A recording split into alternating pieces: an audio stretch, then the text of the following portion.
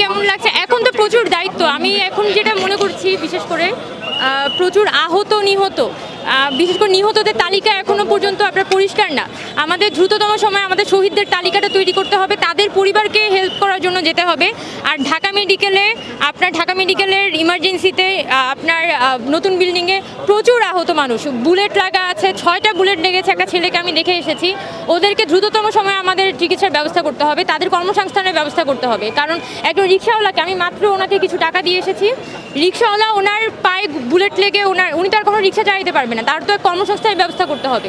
তো যারা আহত হয়েছেন তাদের তালিকা তৈরি করতে হবে, তাদেরকে তাদের জীবনটা বাঁচাতে হবে, জীবনটা বাঁচিয়ে পরবর্তীতে কর্মসংস্থানের ব্যবস্থা করতে হবে, শহীদদের পরিবারদের ব্যবস্থা করতে হবে, এবং এটা সরকারিভাবেই হইতে হবে, এটা আমরা মনে করি। সমন্বয়কদের মধ্যে থেকে আপনার কোনো বার্তা আছে না দেশবাসীর প্রতি? এটাই বলতে চাই যে আমাদের সবাইকে সাহায্য করার কথা বলো তাদেরকে।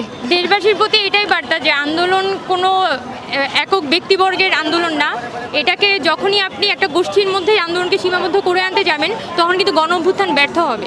তো আমরা প্রথমেই বলতে চাই জনগণকে কিন্তু এই সেন্সটা সবসময় আমাদের মাথায় রাখতে হবে যে আন্দোলনটা আমার আন্দোলন ছিল, ওই পান বিক্রেতা, ওই 4 বছরের বাচ্চা সবারই আন্দোলন ছিল, এবং আমার হক আছে, এই মন্ত্রিসভার উপর আমার হক আছে, মানে আমার সবার হক আছে।